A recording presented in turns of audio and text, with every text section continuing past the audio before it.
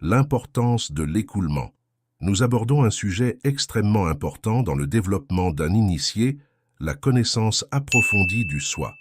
Nous avons utilisé une technique d'apprentissage consistant à créer un exercice qui serve de modèle afin que les étudiants puissent le répéter avec les variations qu'ils préfèrent, de manière à l'appliquer à de nombreux concepts et connaissances de n'importe quel domaine, que ce soit dans la sagesse que vous appelez spirituelle, scientifique, artistique, artisanale, et toutes les autres divisions et subdivisions que vous avez pour ce qu'est la connaissance, la science et la sagesse. Rappelez-vous que la connaissance est une, et la sagesse aussi est une. Lorsque vous avez acquis toute la connaissance actuellement présente sur la planète Terre et que vous avez extrait l'essence de chacune de ces connaissances, alors on peut dire que vous avez atteint la sagesse, la pierre. Suivez-moi, s'il vous plaît, dans cet exercice que nous allons réaliser aujourd'hui. Sentez-vous comme une petite pierre, une pierre que vous pourriez tenir dans vos mains.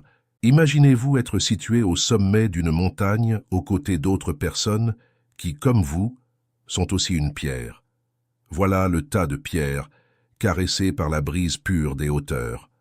À un moment donné, la brise devient un peu plus forte, jusqu'à devenir un vent, et les pierres commencent à bouger, à voler, à rouler sur le versant de la montagne, se dispersant à la surface de la terre. L'inertie fait que la pierre continue à rouler et à tourner. Elle ne peut pas s'arrêter, elle roule et roule. En roulant, elle tombe dans une rivière impétueuse avec des rapides, des tourbillons, une grande force. Et ces pierres se laissent joyeusement emporter par le courant, roulant, montant et descendant, tournant rapidement, suivant le cours de la rivière.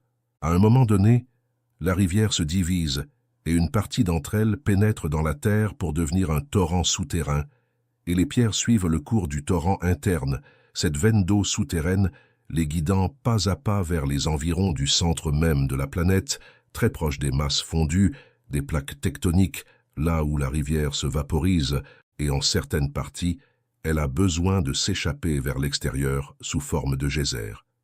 Et là vont les pierres, ressentant déjà la chaleur des centaines de degrés qui règnent au centre de la Terre, se trouvant soudainement dans un remanceau, un reco d'eau, ressentant la chaleur du centre de la Terre et l'humidité de l'eau.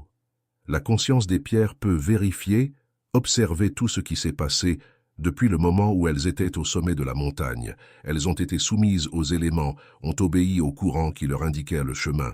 Ces pierres se sentent accomplies, accomplissant leur mission.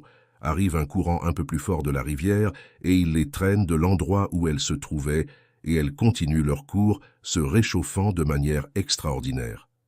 De nouveau, le cours d'eau se sépare du centre de la Terre et débouche soudainement dans un lac souterrain majestueux où les parois de la grotte et de la caverne formées émettent de magnifiques éclats de lumière blanche. C'est une mine de quartz avec de merveilleux cristaux. Les pierres sont stationnées.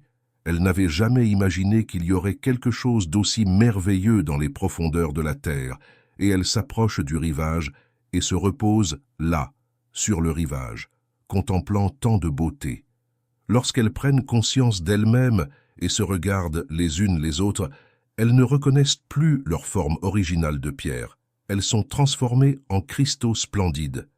Laissons ces pierres cristallines dans la caverne. Elles ont accompli leur parcours et ont rempli ce qu'elles devaient être. Quelle est la leçon pour nous? Chacun de vous peut imaginer, penser, méditer et observer ce qu'il souhaite avec cet exercice que nous avons réalisé, et peut en tirer ses propres conclusions. Mais je veux vous dire quelque chose. Lorsque vous travaillez depuis l'essence, la mission est accomplie, quoi qu'il arrive, et semble quoi qu'il paraisse. Et lorsque vous laissez les choses couler, elles sont parfois bien meilleures que ce que vous aviez planifié. Pour aujourd'hui, c'est tout. Ma bénédiction reste avec vous. Ainsi soit-il.